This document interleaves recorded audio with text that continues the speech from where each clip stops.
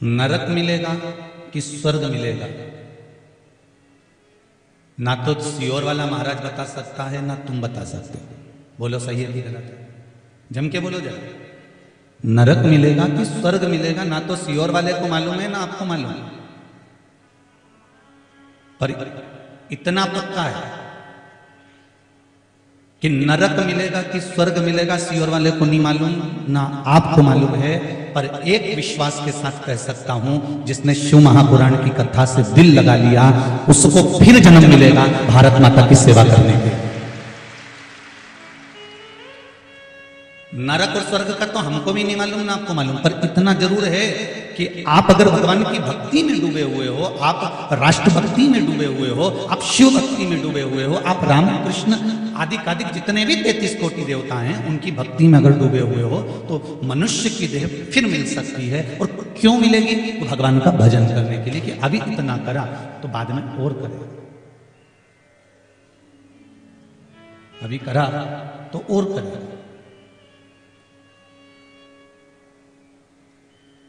बहुत अच्छे से विचार कर कर बोलिएगा।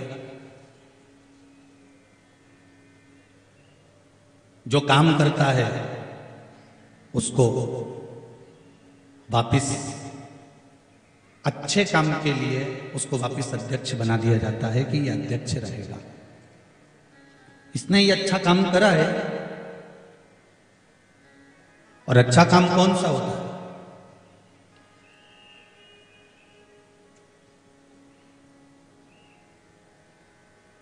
किसी के दुख के समय में, तकलीफ के समय में, कष्ट के समय में जो तुम्हारे साथ कदम से कदम मिलाकर खड़ा है, बस समझ लेना कि वही जीव हमारे लिए सार्थकता का भाव हो देता है। वही सार्थकता। दो संत भोजन करने गए एक सेठ जी के यहाँ। सेठ जी के यहां पर बहुत पैसा था, बहुत पैसा।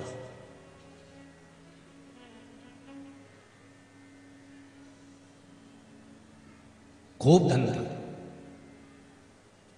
संतों ने विचार करा कि अपन सेठ जी के यहां भोजन करने जा रहे हैं तो दक्षिणा भी जरा जोरदार मिलेगी। सेठ जी के यहां गए, भोजन किया। सेठ जी ने उनको दोनों को बहुत सुंदर कम्बल दिए। दोनों को कम्बल दिए और बड़े सुंदर कम्बल थे और बड़े गरम कम्बल थे और बड़े वीआईपी कम्बल थे। वो कम्बल जैसे दूसरी बार संतों को कभी कम्बल ही नहीं मिले।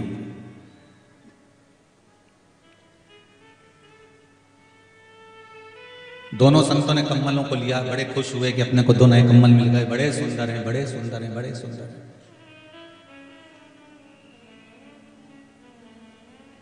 कई बार अच्छी साड़ी जो होती है ना, उसको पहनने का कई बार मन करता है, फिर भी नहीं पहन पाता। बस काका जी के यहां जब शादी होगी तब पहनेंगे, और उससे पहले निपट गई तो जीवन का ठिकाना। काका जी के यहां शादी है अप्रैल में, और अभी कौन सी मार्च चल रही है? अरे विचार तो करो, अभी तो 14 मार्च है और अप्रैल में शादी है। यहाँ तो शिवपुराण कहती है कि पल भर का ठिकाना नहीं है। ये लक्ष्मी नारायण भगवान के पावन मंदिर प्रांगण में शिव महापुराण की कथा क्यों रखी कि तुम्हारे पास जितनी जोरदार जोरदार साड़ियां सब निकाल के नक्षत्र बना के चल। जीवन का कोई ठिकाना?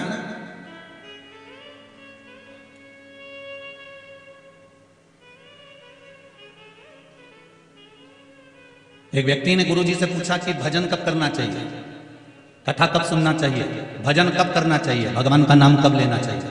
गुरुजी ने कहा मरने के 2 मिनट पहले। तो चेला बोला मरने का समय कब है?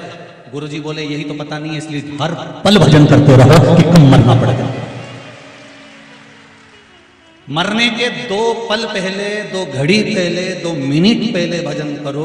इसलिए शिव पुराण की कथा कहती है कि यह मत सोचना कि हमने कथा पहले सुन ली, हमने कथा पहले श्रवण कर ली, हमने कथा पहले सुन रखी है, हमने टीवी पर सुन रखी है या हमने मोबाइल पर सुन रखी है। तुम तो रोज सुनो ना। मरने का कोई दिन, पल, घड़ी, समय, नक्षत्र कुछ ठिकाना नहीं। मरने का समय का पता नहीं है तो भजन करते रहो, स्मरण करते रहो, मंत्र जाप नाम जाप करते रहो, कभी भी जाना पड़ जाए अटैची तैयार रखो, कभी भी जाना पड़ जाए। राम नाम कृष्ण नाम शिव नाम इस हृदय में तैयार रखो, जब बुलाएगा तब श्री शिवाय नमस्तुभ्यं बोलता हुआ चले जाऊंगा। जीवन क्या है, जब बुलाएगा मेरी तैयारी है। हमारा काका जी के यहाँ शादी आए, मेरे यहाँ तो बैग तैयार रखा है। मेरे बुआ जी के यहाँ शादी आई, मेरे यहाँ बैग तैयार रखा है। जब वो बुलाएगा तब हम जाएंगे।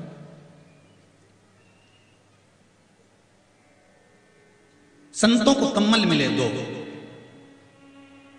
दोनों संत एक धर्मशाला में रुके, रात्रि का समय। जब अच्छी चीज मिल जाती है ना तो उसको इतनी जल्दी लोग यूज नहीं करते, इतनी जल्दी इसको प्रयोग में नहीं लेते। अच्छा कपड़ा है ना, संभाल के रख दो, काम पे अपन इसको प्रयोग करेंगे।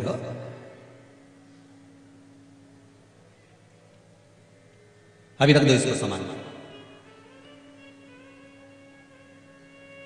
पुराना फ्रिज अच्छा चल रहा है ना, बहू के यहां से नया फ्रिज आया है ना, इसको संभाल के रख दो। और जो कमरा में संभाल के रखा ना, वो मुंद्रा घुसी गया वहां, और वह फ्रिज की एक एक डोरी खी गया वह मुंद्रा। और जब उन्हें दिवाली पे फ्रिज खोल के देखा ने तो इसे चालू ही कर लेते तो अच्छा था, सब खी गया। तो इतने में बहू बोली, तुमने तो क्या था कि पुराना फ्रिज चलने दो, पुराना फ्रिज चलने दो, नया फ्रिज अभी धरा रेंदो धरा रेंदो धरा रेंदो धरा रेंदो। हमें मुंद्रा घुसी गया, चूहा, और सब खा गया डोरा डोरी उसकी पूरी की पूरी। अगर वो फ्रिज चलता रहता, जम के बोलो, तो चूहा घुसता? अरे बोलो तो जी, अगर वो फ्रिज चलता रहता तो उसमें उंदरा घुसता नहीं। उसी तरह जो मनुष्य भगवान के भजन में नहीं लगता, जो राम नाम और कृष्ण नाम में नहीं लगता, जो शिव नाम में, शिव महापुराण में नहीं लगता, उसी के अंदर काम, लोभ, वासना, अहंकार, तृष्णा का उंदरा घुस जाता है, या अहंकार का उंदरा घुस जाता है।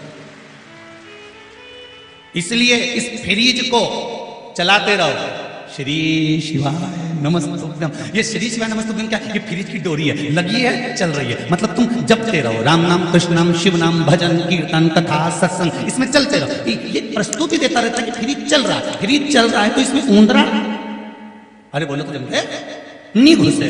और फ्रिज बंद, तुम सत्संग जाना छोड़ दो, कथा में मत जाओ, प्रवचन में मत जाओ, शिव नाम मत गाओ, राम नाम कृष्ण नाम मत गाओ, तो तुम्हारे भीतर धीरे धीरे अहंकार, अभिमान, काम, लोभ, आसक्ति, वासना, तृष्णा इतनी बढ़ती चली जाएगी कि हमारे बराबर कोई नहीं, मैं तो नहीं जाऊं, कथा में जाकर कर लेगा। मतलब फ्रिज की डोरी काट दिया, उंदरा घुस गया।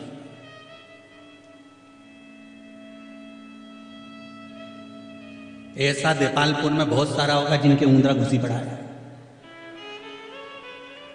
और इनसे कह देना जाते जाते कल कथा समापन हो जाए नहीं तो सबसे जाके पूछना क्यों रे कथा में गया था, अरे इतना भीड़ में कहीं जाए, समझ लेना उंदरा घुस गया था।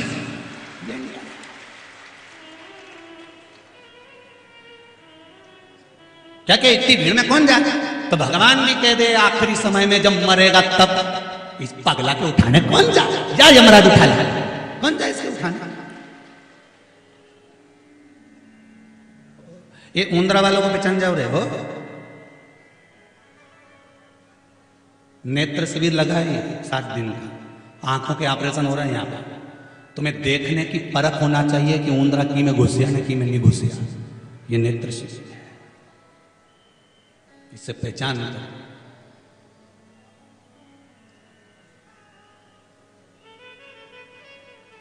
और फिर निवेदन करूंगा, अहंकार के उंदरा को, चूहे को निकाल के बाहर कर देना साहब। फ्रिज तो फ्रिज, ये कभी कभी वॉशिंग मशीन भी खा जाएगा। अगर ये चूहा नहीं बाहर हुआ तो टीवी की डोरी भी खा जाएगा, अनाज भी खा जाएगा, और पूरे घर में छेद छेद छेद छेद, जहाँ देखो वहाँ बिल बना देगा। उसी तरह इस अहंकार के उंदरा को, चूहे को अपने पूरे परिवार से बाहर निकाल देना, नहीं तो रावण के घर में एक चूहा आ गया। रावण को भी एक चूहे ने घेर लिया था, वो अहंकार का चूहा था। रावण हमेशा आकड़ के कहता था मैं लंकेश हूं। उस चूहे ने ऐसा बिल बनाया, ऐसा बिल बनाया, एक एक व्यक्ति को छोरा के भी चूहा घुस गया। मेघनाथ, जिसको देखो वो चूहे ने कतर दिया। अरे फ्रिज तो फ्रिज, रावण तो फ्रिज था, मेघनाथ वॉशिंग मशीन, वो के भी कतर दिया।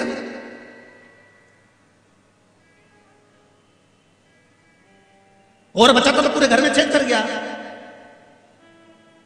एक अहंकार का चूहा, एक अभिमान का चूहा, एक अहंकार का उंदरा सारे घर को नष्ट कर देता है। अहंकार में 3 गए धन वैभव और वंश, ना मानो तो देख लो रावण कौरव और कंस, ये अहंकार के चूहे से चले गए और अभिमान में गए। एक ही चूहे ने सब बर्बाद कर दिया। इसलिए अभी भी निवेदन है कि पिंजरा धर दो। किसको पकड़ने के लिए? जम के बोलो जरा।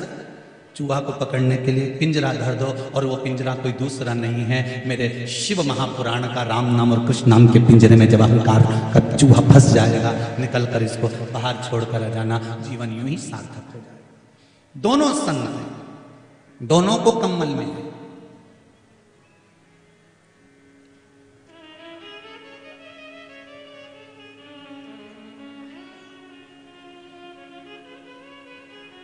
कौरवों को भी चूहे ने कतर लिया था।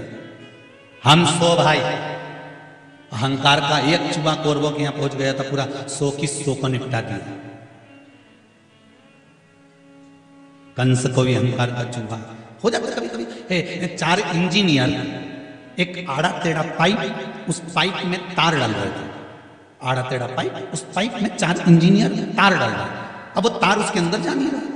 वहीं से एक किसान भाई जा रहा था। उस किसान भाई रोज देखता था कि ये इंजीनियर रोज उन्हें तार डाल रहे हैं, पर तार जा नहीं रहा। इंजीनियर लगे टोपी लगा के पीले कलर की और सब बढ़िया फाइल माइल लेके, पर वो तार नहीं जा रहा। तो इतने में किसान ने कहा, सर।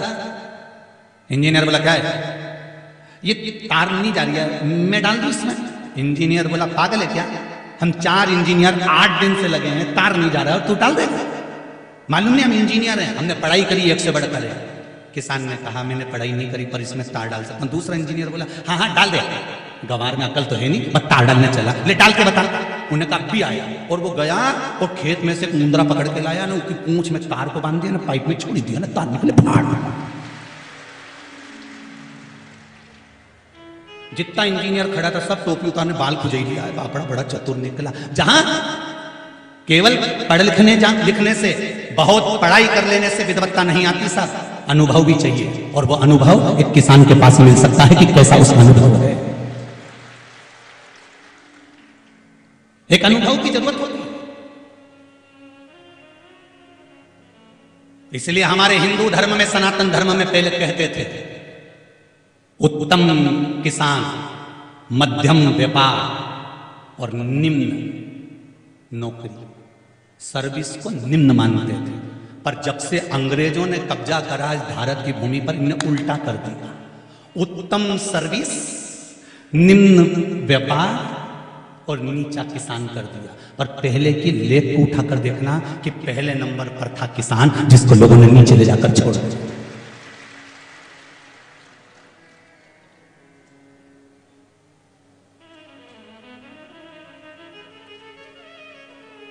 स्वतंत्र भारत का अमृत महोत्सव चल रहा है। यहां पर पत्रकार बंधु भी बैठे हैं सारे, उनको नमन करता हूं, आपकी कलम को नमन करता हूं। क्या बड़ा सुंदर संवाद लिखते हैं। और जितने लोग मीडिया के माध्यम से इस पावन कथा को सुन रहे हैं और जनमानस तक पहुंचा रहे हैं, उनको भी नमन करता हूं कि आप कथा की छोटी छोटी क्लिप काट काट कर पूरे भारत की भूमि के लोगों तक भेज रहे हैं। मैं आपको नमन करता हूं। मैं नवयुवक टीम को नमन करता हूं, नवयुवक बेटे बेटियों को नमन करता हूं, जो छोटी छोटी कथा काटकर जनमानस तक भेज रहे हैं इस राष्ट्र के उत्थान के। स्वतंत्र भारत का अमृत महोत्सव चल रहा है। मेरा निवेदन है, स्वतंत्र भारत के स्व को तो पहचानो पहले, कि स्वतंत्रता का जो स्व है उसका मतलब क्या है।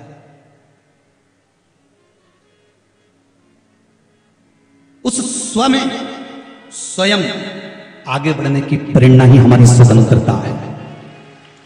उस स्व में अपना स्वयं का रोजगार खोलना भी हमारी स्वतंत्रता है। ये जो दुनिया के लोग नौकरी के पीछे भाग रहे हैं ना, कि नौकरी चाहिए नौकरी चाहिए और एक और शब्द जुड़ गया नौकरी के साथ, बेरोजगारी। संस्कृत की भाषा में बेरोजगारी का पर्यायवाची कोई शब्द नहीं है। भारत की भूमि पर जन्म लेने वाले प्रत्येक मनुष्य को भगवान ऐसा विवेक, ऐसी बुद्धि और ऐसी सिम कार्ड फंसा कर भेजता है कि उसमें एक हुनर देकर भेजता है कि तू क्यों नौकरी करने जाता है, तेरे पास अगर कुछ हुनर है उस हुनर को जनमानस तक लेकर आ तो तेरे यहां 50 लोग काम करेंगे, तो उस हुनर को अपना तो सही।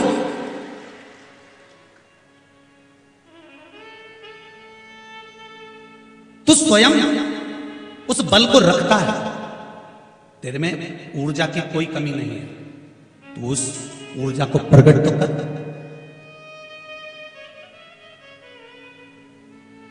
किसान छोटा छोटा काम कर कर भी, फटे हुए कपड़े पहन कर भी शान से जब खेत पर काम करता है तो उसको ये लगता है कि मेरा खुद का काम कर रहा हूं, किसी दूसरे की गुलामी नहीं, मैं स्वयं स्वतंत्र हूं, मर्जी का मालिक, अपनी मर्जी का मालिक हूं।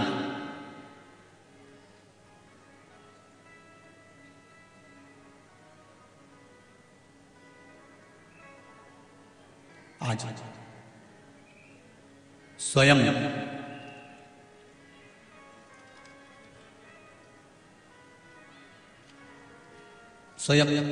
आप अपने आप को प्रबल बनाएंगे। हमें संपूर्ण भारत में, संपूर्ण विश्व में स्वयं के कार्य के लिए अग्रणता को उत्पन्न करना। मेरी बहनें बैठी हुई हैं, ये दूसरे से चोली सिलाकर पहनने से ज्यादा पसंद करती हैं खुद अपने हाथ से चोली सिलकर पहनना, कि मैं मेहनत करूंगी, बनाऊंगी, कुछ अच्छी अच्छी डिजाइन का निर्माण कर सकती हूँ, कुछ अच्छा निर्माण कर सकती हूँ, और अच्छा निर्माण कर कर जब मैं खुद पहन सकती हूँ तो संपूर्ण जगत के लोगों को भी पहना सकती हूँ। यह भी एक प्रथमता का कार्य कर सकती हूँ। इनमें भी प्रबलता, हुनर दिया है भगवान ने, विवेक दिया है भगवान ने, बुद्धि दी है भगवान ने, उस विवेक का सदुपयोग करिए। दो संत धर्मशाला में सो रहे हैं, कम्बल अच्छा मिल गया, बहुत सुंदर मिल गया, और उस कम्बल का करना क्या है? कम्बल काय के लिए मिला, तुम बोलो जरा जमे। तुम्हें कोई कम्बल दे दे तो तुम क्या करोगे? ओढ़ोगे ना। अगर अच्छा कम्बल मिला है तो ओढ़ने के काम आएगा ना, कि भाई ये कम्बल मिला है तो मैं इसको ओढ़ूं। उसी तरह या शास्त्र भी तो कह रहा है कि मनुष्य की देह क्यों मिली। कभी परमात्मा से पूछना तो था एक बार कि तूने मुझे पैदा क्यों करा, मानव की देह क्यों मिली है। एक माँ, एक पिता, अपने बच्चे खुद प्रश्न करे माता पिता से कि हमारा जन्म क्यों हुआ है, मनुष्य का शरीर क्यों मिला है, ये मानव की देह क्यों मिली है, ये हाथ क्यों मिले, नेत्र क्यों मिले, श्रवण शक्ति क्यों मिली, जिह्वा क्यों मिली, ये कंठ, ये वाणी, ये चरण, ये हस्त, ये क्यों भगवान ने दिया है। ये कम्बल, इतना सुंदर कम्बल ये भगवान ने क्यों दिया है? ओढ़ने के लिए। अर्थात इस कम्बल को इसलिए दिया कि इस कम्बल का सदुपयोग करना, जब ठंड लगे पहनना। संतों को इसलिए दिया गया था कम्बल कि ठंड लगे तो पहन लेना, जरूरत पड़े तो ओढ़ लेना, समय समय पर इस कम्बल का उपयोग करो। ये शरीर भगवान ने इसलिए दिया है कि इसका उपयोग करो। जब भजन में जाओ तो भजन में इस चित्त को, इस मन को, इस वृत्ति को, इंद्रियों को भगवान के भजन में लगा दो। और जब अपने घर में काम करो तो इन सारी इंद्रियों को काम में लगा दीजिए। आप जब खेत में काम करो तो इन पूरी इंद्रियों को खेत में लगा दीजिए। एक जब आप भजन में लगे हुए हो तो भजन में इस कम्बल का सदुपयोग करो, इस शरीर का सदुपयोग करो, लगाओ इसको परमात्मा की भक्ति में। और जिसने लगाया, आज सबसे ज्यादा पत्र बाहर के आए, आज लेटर ही लेटर बाहर के ये कोरियर द्वारा, और भी पत्र पड़े हुए हैं। आज सबसे ज्यादा पत्र कोरियर क्या है?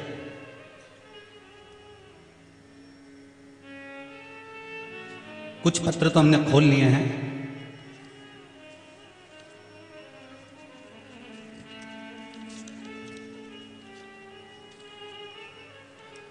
अगर कथा सुन रहे हैं बाहर से जिन्होंने पत्र भेजे हैं, सो सुनंदा दमान्या सिंधे,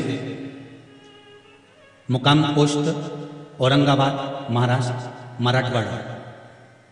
मोबाइल नंबर भी आपने लिख के भेजा है 7721902083। ये आपने जो लेटर भेजा है कोरियर द्वारा वो व्यासपीठ पर आ गया है। इस लेटर में आपने कुछ फोटो लगाकर भेजे हैं, दिख रहा है आप लोगों को? जो एलईडी के सामने बैठे हैं वो एलईडी पर देखें, और जो लोग सामने बैठे हैं वो सामने देखें। सो सुनंदा सिंधे का कोटि कोटि प्रणाम। 20 साल पहले मेरे माता पिता कहते थे कि भगवान के मंदिर जाया करो, तो मैं नहीं जाती थी।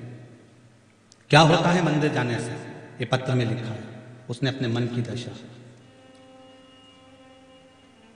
पर उस मंदिर का फल क्या है, यह आपने शिव पुराण के माध्यम से बता दिया। गुरुदेव,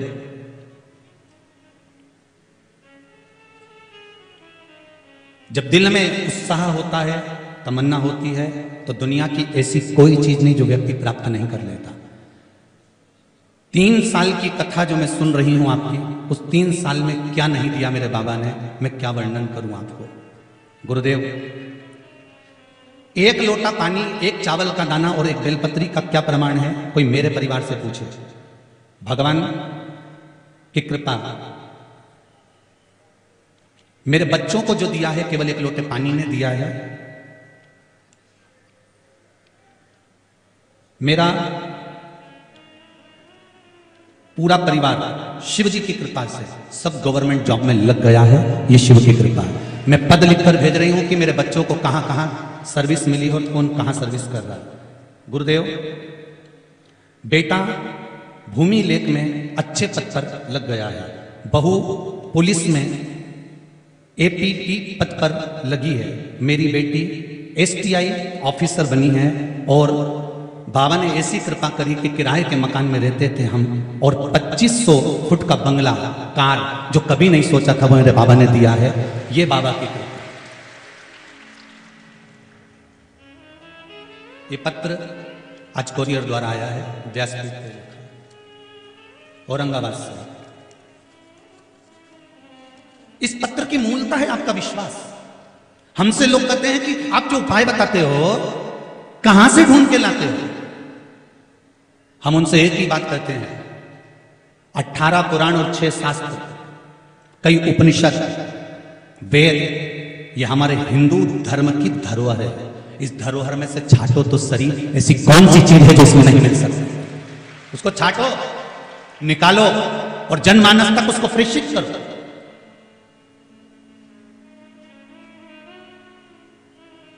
हमें ढोंग और प्रपंच नहीं आता, बस इतना जरूर जानते हैं कि हम शंकर को जाने और शंकर हमें जाने। जो चीज पढ़ते हैं, देखते हैं, वो आपको सुना देते हैं। अब तो एक और चीज चालू कर दी, ये काली मिर्ची के चक्कर में, जब से काली मिर्ची के पेज का नंबर भी बताते हैं कि किस पुराण से बोल रहे हैं और कहां से बोल रहे हैं, जिससे आप लोगों को कभी मौका ना मिले इस चीज को ढूंढने के लिए कि सियोर वाला महाराज कहीं पगला बना के तो नहीं चले गए। और पगला बना कर जाते हैं तो ये लेटर पीछे गुरु जी के चरणों में, जितने 7 दिन के लेटर है, एक एक लेटर रखा है। आप पूरे जनमानस में, पूरे अखबार वाले उसको छाप सकते हो, निकाल सकते हो, देख सकते हो। और ये पत्र भी कोई कम नहीं है, ढेर लगे हैं। आपको जो दिया है बाबा ने वो कमी नहीं रखी इसको भरने में, तुम लोगों ने बहुत है। 6 शास्त्र, 18 पुराण, उपनिषद, वेद और पुराण, इन पुराणों में से, इन वेदों में से, इन शास्त्रों में से आप ढूंढना तो चालू करो। दूसरे धर्म में जाने की जरूरत नहीं पड़ेगी। मेरा हिंदू धर्म सबसे भारी धर्म है। एक सनातनी बनकर पैदा हुए हो आप और सनातन धर्म में पैदा हुए हो, क्यों भटकते हो कहीं?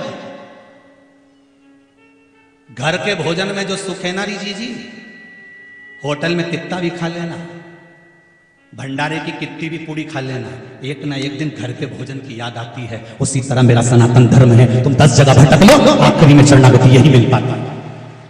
50 जगह भटक कर देख लेना, पर अंत बिंदु उसी के चरणारविंद हैं, वही शंकर। और भी पत्र हैं जिनको मैं पढ़ूंगा, जो बाहर से लेटर हो ना आप लोगों ने भेजे, कोई पत्र साधारण नहीं आए, जिन पत्रों को आपने लोगों ने भेजा।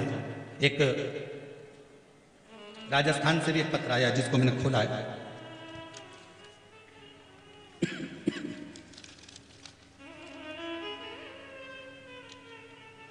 एक मोहल्ला समिति महेश नगर रहवासी संघ कार्यालय नंबर 9 गुलाब पार्क गिरधर नगर इंदौर का भी एक लेटर आया है।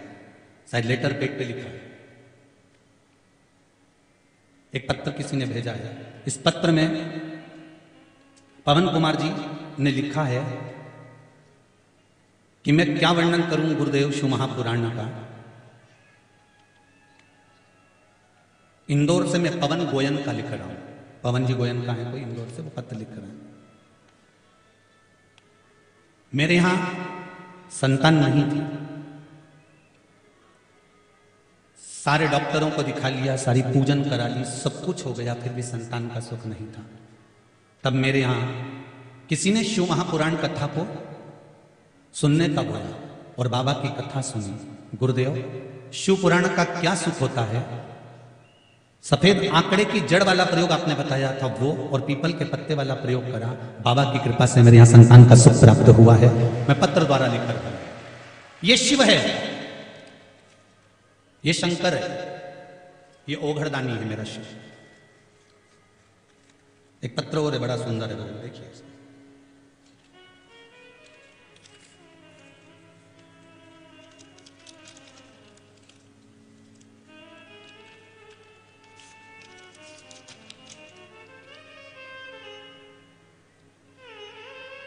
स्पीड पोस्ट से आया है। शिवम विजयवर्गीय, राजस्थान जिला बारा का रहने वाला हूं। गुरुदेव, ये पत्र है, जिला बारा का रहने वाला हूं। आपने जो सरसों के तेल और फूल का उपाय जो बताया था वो हमने शिव जी को चढ़ाकर किया है। मेरी मां को स्वयं भगवान ही बचा कर लाए हैं। इतनी तबीयत खराब हो गई थी कि अंतिम क्षण था, पर मेरी माता अब बिल्कुल ठीक हो चुकी है। आपका पत्र प्राप्त हो चुका है। शिवम जी विजयवर्गीय, 12 राजस्थान से। ये शिव कृपा है, ये शंकर का अनुमोदन है, ये शिव का स्मरण।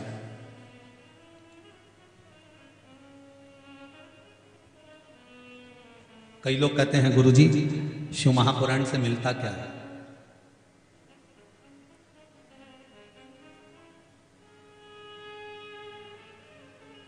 एक बात जीवन में उतार कर रखिएगा, जब तक किसी पुराण में जाते हो और वो पुराण विराम ना हो जाए, जैसे 4 बजे से 7 बजे तक कथा है, 7 बजे का टाइम मतलब 7 बजे जैसे विराम हो, अपने स्थान पर से जब उठो, प्रणाम कर कर उठना कि इस कंकर में शंकर है और मेरी मनोकामना ये पूर्ण करेगा। 7 बजे भी उठ रहे हो तब बाबा को नमन कर कर उठो। घर से निकल रहे हो नौकरी जाने के लिए, सर्विस करने के लिए, व्यापार करने के लिए, दुकान चलाने के लिए, किसी काम के लिए, उस घर से निकलते समय उस भूमि को प्रणाम करके निकलो जिस दरवाजे से तुम निकल कर जा रहे हो। अपने माता पिता को नमन करके निकलो, प्रणाम करके निकलो। क्या मिलेगा आपको या आप अनुभव नहीं कर पाएंगे। अपने जाने का रूट चेंज कर दो। कहां से जाना चाहिए? कभी किसी अच्छे काम के लिए जा रहे हो, व्यापार के लिए जा रहे हो, कुछ अच्छे काम के लिए निकल कर जा रहे हो और तुम्हें लगता है कि यह काम होना चाहिए, तुम शंकर जी के मंदिर में भले मत जाओ, पर शंकर जी के सामने से निकल कर चले जाना तो काम सफल हो जाएगा। अपना रूट चेंज कर दो, शिव मंदिर के सम्मुख से निकल कर जाओ। वो एक लाइन बड़ी सुंदर, तुझे ना देखूं तो चैन मुझे आता नहीं, तेरे सिवा कोई और मुझे भाता नहीं। बस इतना बहुत है। एक शिव की झलक, शंकर के मंदिर का मात्र शिखर का दर्शनम सर्व पाप नाशनम। उसके मंदिर का मात्र शिखर का दर्शन कर लो, उसकी छत्र छाया में से निकल कर चले जाओ। अरे छत्र छाया का कितना बड़ा प्रमाण है। जरा छत्र छाया का जरा विचार करिए। राम जी का राज तिलक हो रहा है और राम जी राजा बन रहे हैं और भरत जी महाराज छत्र लेकर पीछे खड़े हैं, राम जी के पीछे। हनुमान जी व्याकुल हो गए और हनुमान जी को यह बात अच्छी नहीं लगी। हनुमान जी ने कौशल्या मैया से कहा कि राम राजा बन रहे हैं, मेरे प्रभु राजा बन रहे हैं, पर मुझे अच्छा नहीं लग रहा। राम राजा बन रहे हो, तुमको अच्छा नहीं लग रहा हनुमान? हाँ, मुझे अच्छा नहीं लग रहा। क्यों? लक्ष्मण सामने है, शत्रुघ्न सामने है, उर्मिला, मांडवी, सुकीर्ति, सीता, राम, लक्ष्मण सब सामने है, केवल अकेला भरत, केवल अकेला भरत, वो भी सिंहासन के पीछे जो दिख ही नहीं रहा, उसको छत्र पकड़ाया। अगर मेरे राम राजा बन रहे थे तो किसी दासी को छत्र पकड़ा सकते थे, किसी नौकर को छत्र पकड़ा सकते थे, किसी सेवक को छत्र पकड़ा सकते थे। राम जी को क्या पड़ी कि उन्होंने भरत जी को छत्र पकड़ा कर खड़ा कर दिया। मुझे ये बात अच्छी नहीं लग रही। हनुमान जी ने कहा मैं इस बात का विरोध करता हूं। अब बताओ, राम राजा बन रहे हैं और ये विरोध करने में लगा। और वो जो हनुमान जी राम जी का एक पल दूरी सहन नहीं कर सकते, एक क्षण बिना नहीं रह सकते, वो कहते हैं कि मैं इस चीज का विरोध करता हूं कि भरत जी पीछे खड़े। जब चिंगारी लगती है तो आग जरूर लगती है। चिंगारी अगर लगी है तो आग जरूर लगेगी, ये पक्का है। और अगर कहीं से थोड़ी सी भी बात लगती है तो अग्नि की तरह वो फैलती जरूर है।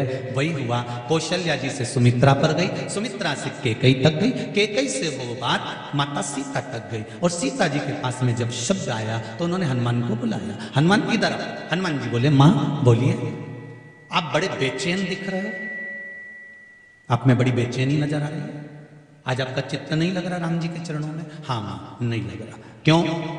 लक्ष्मण जी पास में खड़े हैं, शत्रुघ्न जी पास में खड़े हैं, राम जी सिंहासन पर बैठे हैं, भरत जी को छत्र पकड़ा दिया, ये तो नौकर भी पकड़ सकता है, सेवक भी पकड़ सकता है, फिर छत्र भरत को क्यों पकड़ा? मेरे को ये पसंद नहीं है। सीता जी ने कहा, इतनी सी बात है, ये तो राम जी की मर्जी है, छत्र उनने पकड़ाया, तो आप कहो ना प्रभु से। तो सीता जी ने कहा, आप क्यों नहीं कह देते? हनुमान जी बोले, मैं प्रभु से अगर बोलूंगा तो अच्छा नहीं लगेगा, पर मुझे अच्छा नहीं लग रहा। सीता जी पास में बैठी थी, उन्होंने राम जी से कहा, स्वामी प्रभु, हनुमान जी के मन में संशय है, संसार के लोगों के मन में से अगर संशय निकल जाएगा ना तो मेरा राष्ट्र फिर सोने की चिड़िया बनकर आनंद में जगमगाता रहा। बस संशय मिटना चाहिए। आज कथाओं के माध्यम से लोगों के मन में केवल संशय समाता है, संशय मिटता नहीं है। उस संशय को मिटाना है हमको।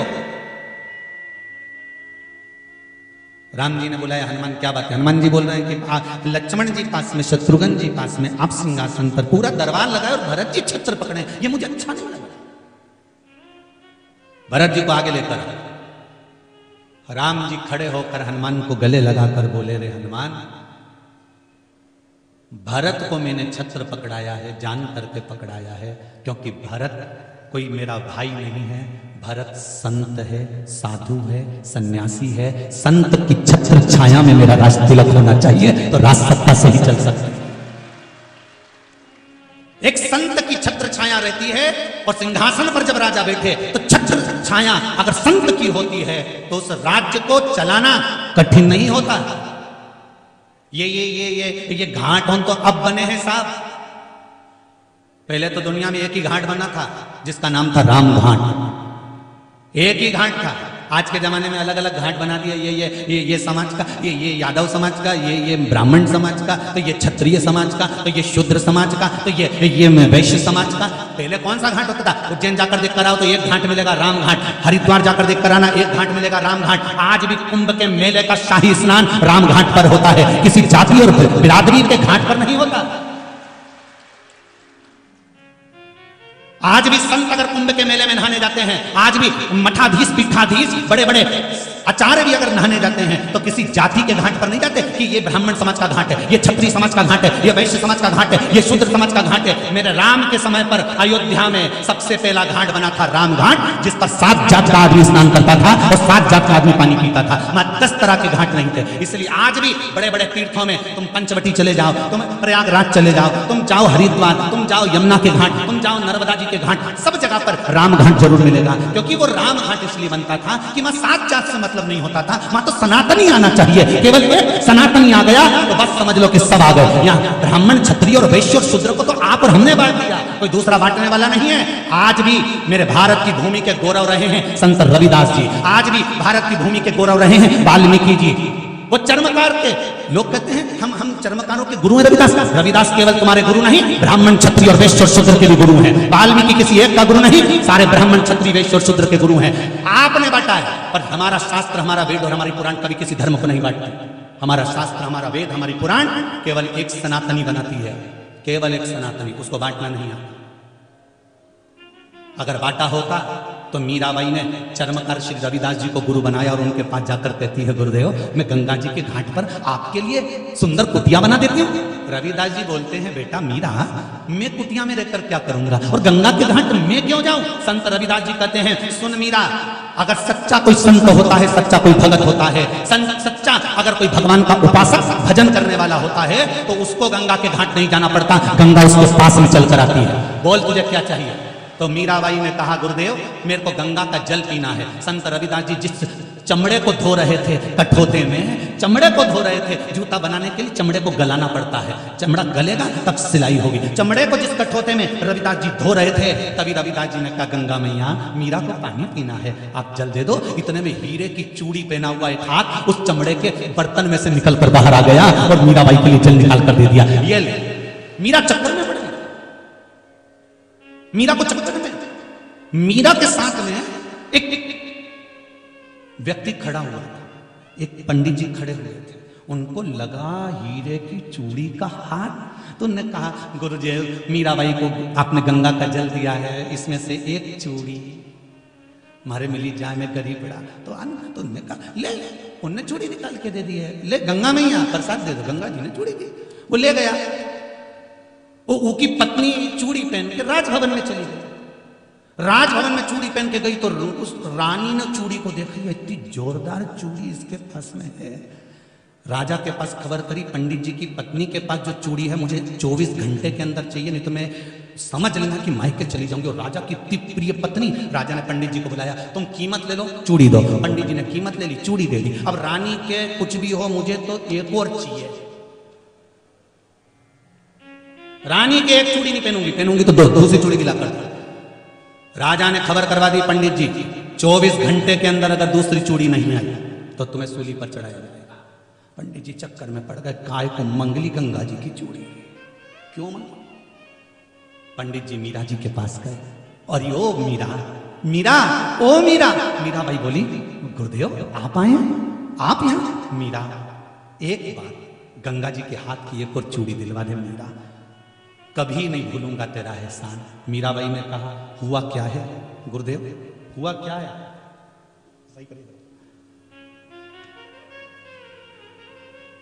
गुरुदेव हुआ क्या है, आप बोलो तो। गुरुदेव कहते हैं एक चूड़ी चाहिए मीरा। मीराबाई ने कहा वो चूड़ी किसने दी थी? मेरे गुरुजी रविदास जी। ब्राह्मण कहते हैं मैं रविदास जी के पास चलता हूं, संत संत होता है, करुणा जरूर करेगा।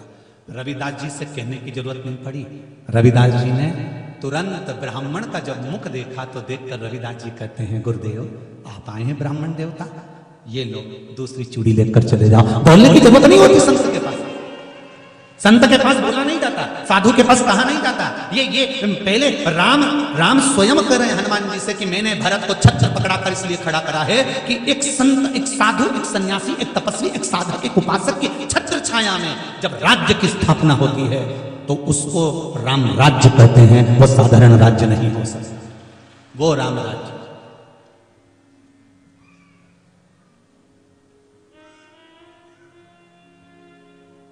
हम नहीं बांटेंगे। कोई कहता है शंकर जी किनके देवता हैं, तो कोई कहे कि ब्राह्मणों के, कोई के क्षत्रियों के, कोई के वैश्यों के, कोई के शूद्र के है। सारे देवताओं को लोगों ने बांट लिया, केवल एक ही देवता नहीं बैठा। कौन? जम के तो बोलो, देव अधिदेव महादेव। वो के हम लक्ष्मी पुत्र हैं, तो कोई के हम इनके पुत्र हैं, तो कोई के हम उनके पुत्र हैं। कोई नहीं के कि हम शंकर जी के पुत्र हैं, क्योंकि सब समझे शंकर जी के तो सब रुद्रगण जीतते।